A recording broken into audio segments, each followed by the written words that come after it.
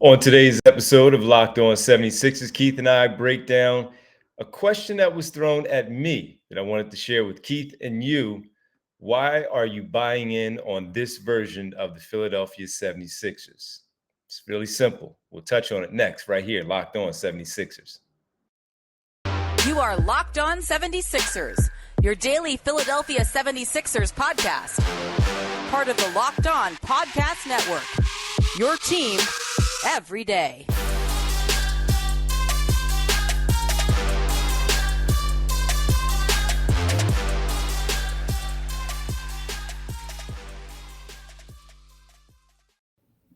Welcome, you are Locked On 76ers. I'm Devon Gibbons from 97.5 The Fanatic Radio in Philadelphia. That's Keith Pompey from the Enquirer.com. Great Sixers beat writer that he is, live from Charlotte, South Carolina. Excuse me. Don't worry, I said Charlotte yesterday. Charleston, South Carolina, where the team is. And, of course, the weather is trying to touch down there also. So hope everyone's safe. What's going on, man? How's it going? It's good, man. I'm not complaining. And right now, the weather's cooperating. You guys haven't been moved out of there yet, so it must be okay at least. Yeah, it's fine. I mean, it's fine. It will be fine. Yeah, you'll be fine. Well, listen, man, we got to thank everybody for making Locked On 76ers your first listen every day.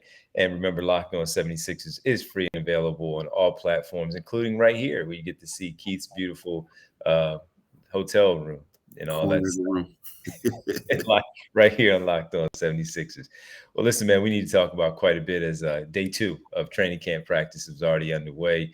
A question that was thrown at me on the radio show where a caller asks, why was I buying in on the team? So not only just me, I want to hear your thoughts on that, Keith, and maybe the listeners also can share on the comment section on our Twitter, however you want to get to us, your thoughts. James Harden, we'll talk about him. You wrote a piece on how he looked pretty good in practice number 2 and should his scoring increase a little bit more, even as a point guard. And we'll talk about PJ Tucker for a second day, but in a different way, positional, where he will fit in with the starting lineup and with everyone else around him. Where does he fit as basically the fifth option positionally for this basketball team? So we'll get to all of that throughout this episode here. But Keith, starting off again with that question, the caller called in very late to the show and asked me, as I was talking about your story and how I was buying into this team, liking what they did this offseason. So many people have. I'm not alone on this. And, even you in the past having some issues with some things that they did, felt like they had a good offseason and feel like they'll be a top 3 team in the Eastern Conference. And the caller asked, why am I buying in on this team? And I felt like I laid out enough reasons of them building the bench, which is a problem last year, adding toughness, also an issue last year, having James Harden from day one instead of the trade deadline, having him from the very beginning where he can lock in on things that he needs to, understanding the role that needs to be played there as a point guard, running the plays that he knows and doesn't have to worry about just freestyling out there quite a bit, and just having the depth overall that this team now has that they're going to need in the postseason, where they can have a lot of versatility to this team. I wasn't saying they were great. I said they were better, and being better should be able to get them to at least the Eastern Conference round.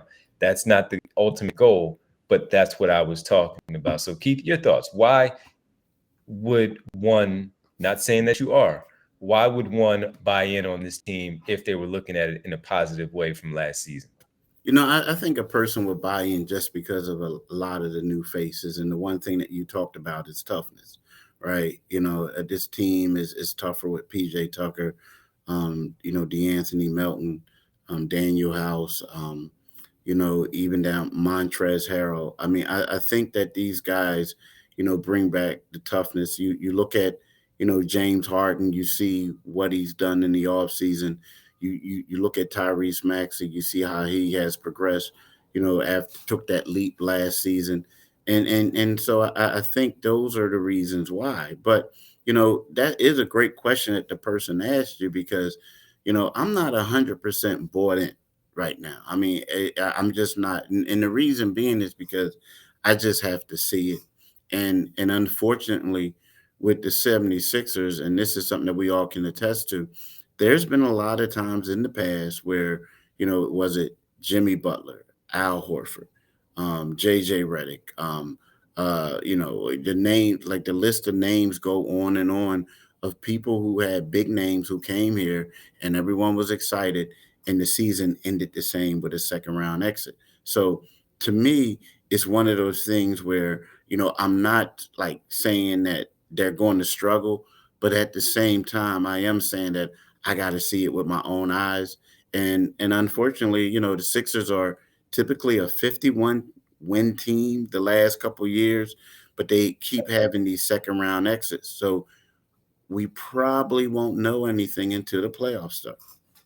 That's what it is. We won't. We can't ignore the regular season when there are 82 games. And if they're throwing up these 50s like they normally do these last 5 seasons that they made the postseason, of course, I'm going to believe that they're going to be a good basketball team. It's about what happens thereafter. And we talk about this ad nauseum because the standard is 50 games or more. And that's what it is. So that's how good they are. They're good enough to do that. Now it's a matter of, are you good enough to finally advance past that second round, which has been their problem for the last couple of seasons. But I'm not saying they're going to the NBA finals. I'm not even saying they're going to the Eastern Conference finals. I'm saying they should be able to get to the Eastern Conference finals and probably the NBA finals. And as you pointed out, you have to see it. How did it happen? I thought they were going to the Eastern Conference finals when they were the number 1 seed. Things change as the season goes along. I thought they had a good path last year, even as a 4th seed, to get past the Miami Heat, if healthy. We can't predict when these things happen. It happens to every team, every season. And unfortunately for the Sixers and their best player in Joel Embiid, it happens seemingly every year, some sort of ailment that slows him down from being the MVP candidate to be able to play a full 4 games to win, or even if it has to go the entire 7 of a series, it just plays out that way. Doesn't mean that we shouldn't be bought in because it flamed out in a certain way. This is a different team, a different year, a different group of people that have been added to the team. And one of the main important guys that you have on this basketball team is going to be here from the very start. Could mean that they could go under 50 wins. I don't know. What we are doing, like we always do, is projecting out and predicting, because that's what we have to do. And we'll give our prediction closer to the start of the regular season. That's what we do. We predict. And I predicted they're going to be a 50-plus win team. You do also. So do many Sixer fans. And with them being that team, that means that the expectations are, number one, yes, because of the previous years, but also because of with the new season, they did what they were supposed to compile a team that is good enough to make some noise in the Eastern Conference and finally get past that second round that has been so tough for them in the past few years. So that's really all it is for me. Again, I'm not waving pom-poms and saying, they're going to be able to do it. I'm just saying they should be able to do it, because that's what the team looks like as they put it together. So it was a great question. And of course, I didn't chastise him as if he was wrong for having his own opinion. We just differ. And we, as he said at the end of the call, we just agree to disagree on how things are going with this basketball team as we get to the later part of the season. I told him, you can call back during the season, you can call back at the end and shove it in my face, and say, I told you so, or call back at the end and say, I'm surprised that they did it. And I'm happy that they did it. We'll see how it all plays out. Of course, none of us have a crystal ball. It's all a prediction at this point. On the other side, Keith, we need to talk about a piece that you wrote about James Harden, his offensive output that he probably should get to. That we see him get to that. We'll discuss it next, what it means for the 76ers right here, Locked On 76ers. BetOnline is your number 1 source for football betting info this season. Find all the latest player developments, team matchup, news, podcasts, and in-depth articles and analysis in every game you can find. And as always, BetOnline remains your continued source for all your sports wagering information, with live betting and up-to-the-minute scores for every sport out there. The fastest and easiest way to check in all your favorite games and events, including MLB, MMA, boxing, and golf. Head to betonline.net and get that right, betonline.net, or use your mobile device to learn more. BetOnline, where the game starts. I'm telling you, Definitely do it today, people. That's right. Got Thursday night football game too. So hey, yeah. Who's Uh, playing? Who's playing? this is a good one, man. It's Cincinnati and Miami Oh, okay. All right. Miami gonna where they playing at in Cincinnati, I hope. in Cincinnati. Yeah, okay. Okay. Yeah. Yeah, in Cincinnati. This is a good one, man. So they got it right on this one. They definitely got it right on this one. So I'm looking forward to this one for sure. Definitely look forward to that game tonight. So make sure you guys, as Keith said, do it today, people. Do it today. Thank you all for making Locked On 76ers your first listen. For your next, check out the Locked On Now podcast, where you will have nightly recaps of every NBA game with analysis from our local experts. It's free and available wherever you get your podcast. And if I'm not mistaken, I think tomorrow, Friday, is the first games of the games over in Tokyo. I think the games are beginning on Friday. Golden State, Washington. I believe that's first game. So yeah, should be fun to see some real live basketball back in the mix. Yeah, it's gonna be good. It's gonna And be you can probably go and make your wagers on there too for that one. So yeah, just go ahead, do it today, people. As Keith said, do it today. James Harden, you wrote a piece on his offensive output, and could he maybe look like a little semblance of himself from the years where he was winning MVPs and all with the Houston Rockets, or the better version, as another caller said to me last night, the Brooklyn Nets version, where he was still in conversation of being an MVP candidate without having to score 30 points a game. Keith, what are we looking at with James Harden right now? First 2 days of practice, seemingly, at least the conversation coming out of there is that he looked pretty good offensively. So does he still have it in him? I mean, we don't know. I mean, you'll find out in the regular season. I mean, the thing is, you got to understand, like the practices are closed. When typically in the past you would come in there and you would get like 10 minutes to see something or at least foul shots. Here, you don't get any of that. What you get is you see a couple dudes standing on the court talking, and then you might see them hit some corner threes and do a drill. So you don't really get to see that. So what you're doing is you're taking it from people on what they're saying. The one thing that gets me is like I honestly believe that James Harden does not have to score 30 points a game for the Mm. Sixers to win. When he was when he was in Houston, he was the only option, right? But what James Harden has to do is he still has to be a legitimate scoring threat, right? He has to do that. He also has to get some explosion back, right? Because what's going to happen is if he's not a legitimate scoring threat, and everybody's talking about him being a facilitator, what they're going to do is they're going to clog up the lanes and they're going to force him to shoot. And he's going to shoot them out of games, right? That's what they're going to do to him. It may not happen in the regular season because in the regular season, there's so many games, people don't really prepare like they do for the playoffs. But that is going to be what's going to happen. So, yes, I get it. People saying we don't need him to score points. You have Joel, you have Tyrese, you have Tobias. I get that.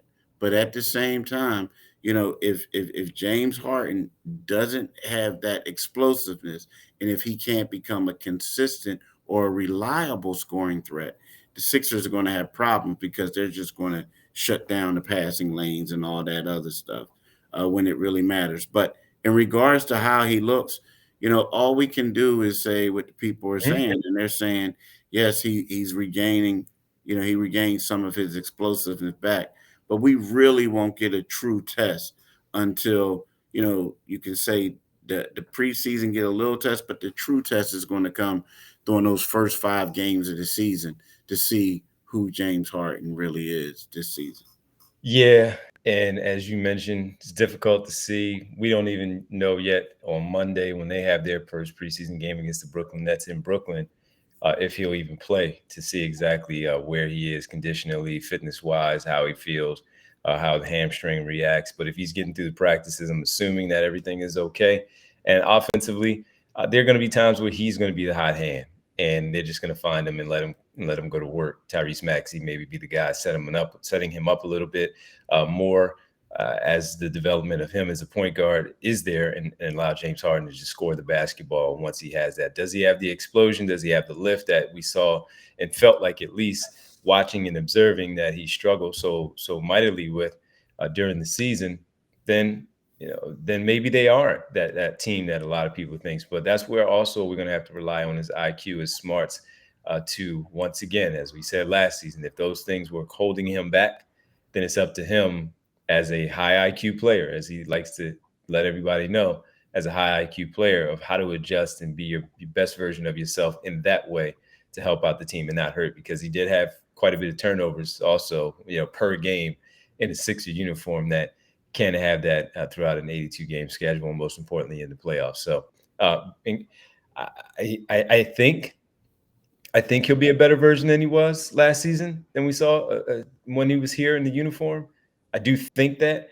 I think that because I'm probably putting myself in the position where I think, again, as a player of his stature, how things were discussed about him, that he is prideful enough to make sure that he comes back and plays at a better level than he did a year ago. Even though he has some really good moments, they could have been better. And if he played a little bit better also, they might have been able to still advance at least to the Eastern Conference Finals.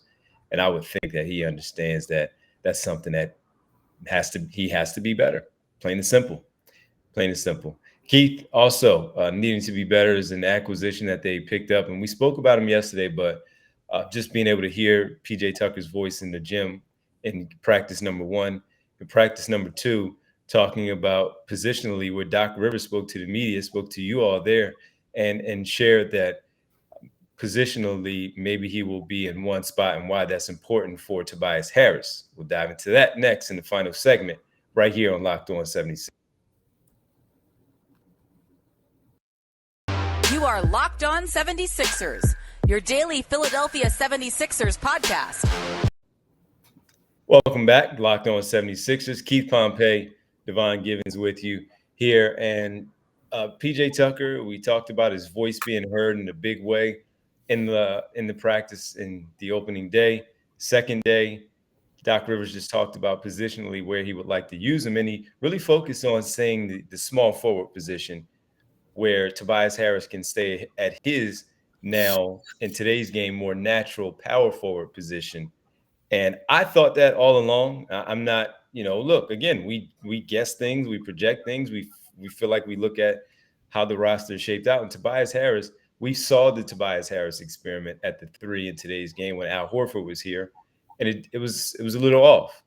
He's much better where he is right now, playing at the power forward position in today's game, where PJ Tucker is just a wing guy who's going to defend multiple positions and then shoot the basketball, being in the corners, maybe setting some screens where he can roll a little bit and shoot that little teardrop floater that he does in the paint. But mostly he's going to get a lot of his offensive work done from the corners, and hitting those corner threes, where he does so at a pretty good clip in the NBA. So Doc saying that he's going to be the 3, Keith, didn't really surprise me. But what's more important, in my opinion, is Tobias Harris gets to really stay where he is and hopefully thrive at that spot.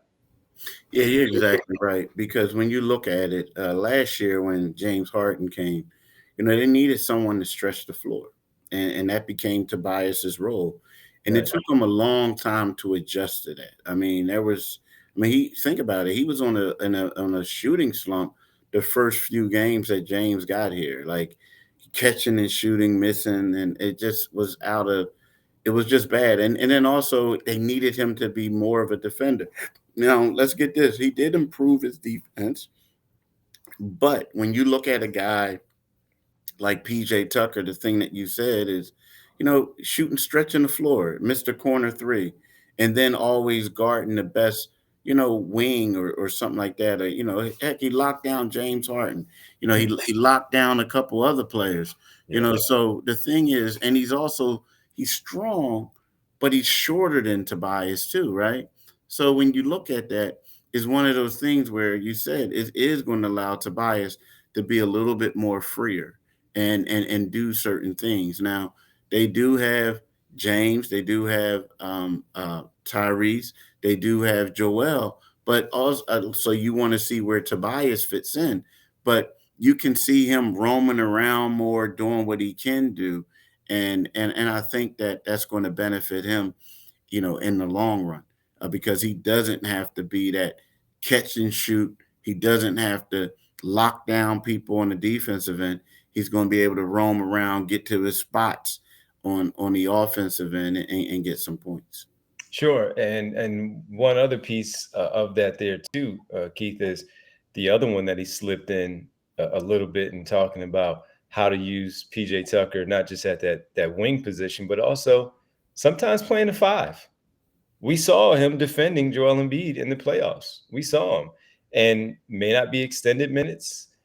A center could be a little bit smaller since we do go small ball fives in today's game, where PJ Tucker can hold his own, and they feel like they can use maybe, let's say, Paul Reed at the four with PJ Tucker out there, a little more better of a defender, not as much of a scorer, somewhere along those lines where you can do that. So the versatility that we always talk about with this team, that you can go with the PJ Tucker center minutes sometimes, depending on who that five is at that moment, where they feel like they can do that. We've seen it so many times where I'm trying to think of the team that they saw. Oh, like Pascal Siakam playing the five for the Toronto Raptors, and just having everyone else just funnel down. Gary Trent, Scotty Barnes, Fred VanVleet, and then OG Anunoby. Your five basically right there is Pascal Siakam. So can PJ Tucker play the five in that particular role? Probably. And then on the offensive end, he's more of a screen setter and corner, get out of the way. It's more of a wide open perimeter where they can just go out there and do what they need to do to get to the basket. Basically a 1-4 set, and just get out of the way and let James Harden, Tyrese Maxey, if they're on the floor at that time, just go out there and cook and get the points. Tobias Harris also. So that part is also intriguing too, to see where he goes. And that is, as we talked about with the caller in the first segment, saying why am I bought in, is more of me just being a guy who's seen this team, a basketball fan, and wanting to see how Doc Rivers navigates through this all with so many players, where you can maximize your team's potential with so many different pieces, and the roster flexibility of how he can use certain players out here on this team, not just Joel Embiid and James Harden, but some of the others, and how you can, again, take advantage of all of the talent that you have, mixing it and matching it, putting all the ingredients in there, and finding a way to win. You don't have to win the same way every night. So Yeah. The one thing we got to be, I'm sorry, but the one thing we got to be concerned about, I think a lot of people are like all hyped up with PJ Tucker being the Swiss Army knife, right? And he is versatile, but we also got to understand the dude is 37 years old. that he is. And he ain't gonna. The goal is not to play him a lot of minutes. What's his minutes going to look like? Yeah, exactly. So I mean, is one of those things where, I get it. Sometimes Doc says stuff and is good, and he's thinking out like all the different things. But right about now, if my focus would be on making sure this dude is healthy for the playoffs when it really matters. You know what I mean? Like, I get it, but don't have my man playing 3-4 different positions in the game against Orlando Magic in January or in December when you know what I mean? I get it with Doc saying, but like, I think you got B-Ball Paul, you have you got Montrez. I mean, it's great to have knowing that you have PJ, but don't wear the guy out. It's Last season, starting for the Miami Heat, he averaged 27.9 minutes a game. Seems about right to me. Yeah. Right? 25, 20, 28 minutes per game. Again, flexibility where you don't have to wear out a 37-year-old. Yeah. Seems about right to me. Yeah. Exactly. Absolutely. Yeah. Exactly. Well, listen, man, that was fun. Always a fun one. I really appreciate everybody checking in. We got to thank everybody for making Locked On 76ers your first listen every day. Tomorrow we'll once again dive into some happenings in the practice for the team, some things that jump out of practice for sure in Charleston, South Carolina. Now make your second listen Locked On Fantasy Basketball. Josh Lloyd hosts the #1 daily fantasy basketball show on the planet. It is free and available wherever you get your podcasts. Make sure you check us out. Also, that we have you in less than 30 minutes. We'll knock the show out in less than 30 minutes. Keith, if you don't mind letting the people know tonight where they can find me, find you, as we get closer and closer to game #1 of the preseason against the Brooklyn Nets next Monday. Yeah, tonight you can find my man D on the Divine Giving Show on 97.5 FM. That's right. The brother has his own show, the Divine Giving Show, on 97.5 FM from 7 to 10 tonight. So make sure you tune in for that, listen in to that. Also, you can follow my man D on Twitter at DivineG975. You can follow me on Twitter at Pompey on Sixers, and you can read my stuff in the Philadelphia Inquirer and on Inquirer.com. Appreciate everybody always checking in. We appreciate the jumping in on YouTube and on all platforms to get the podcast, and definitely we appreciate the comments that you send our way about the podcast, and we hope to bring you a good one all season long. It's great to have it back. We're with you 5 days a week. Keith, be safe down there, man. Make sure you're all good. Umbrellas, just in case. Carry an umbrella.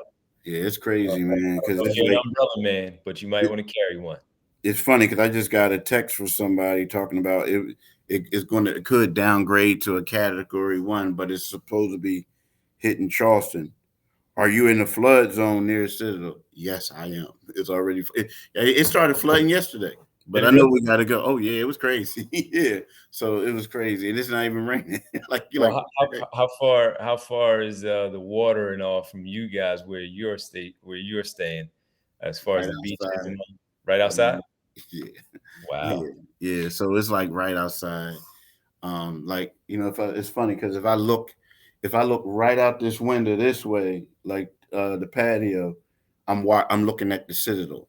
If I go and I turn my head to the left, I'm looking at the lake, like at the water, the body of water. So you know what I mean? So we're like way under the bridge, but it's we'll be fine. I've been through these things before when I lived in Myrtle Beach. So, you know what I mean? Just do what I did then, so everything will be good. Yeah. Well, stay safe, man. And that's right. Stay safe. And we'll talk to you tomorrow. Thanks, man. All right, my man. Peace. All right.